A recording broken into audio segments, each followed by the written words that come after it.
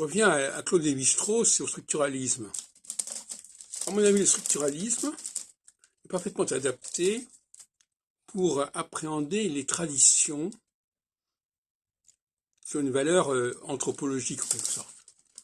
Tradition linguistique, tradition religieuse, tradition juridique. Parce que ces traditions, pour moi, relèvent d'un plan. C'est-à-dire qu'il y a un système derrière. Alors ce système peut être corrompu, altéré, etc. Mais il y a un système à découvrir et à reconstruire. Et cela relève, à mon avis, de la démarche structuraliste. En revanche, dans beaucoup d'autres domaines, où on est dans l'aléatoire, où on est dans les choses qui se font un petit peu par hasard, là, à mon avis, le structuralisme n'est pas approprié. Donc, paradoxalement, le structuralisme rentre bien dans une perspective que j'appellerais théologique, au sens de l'intelligent design.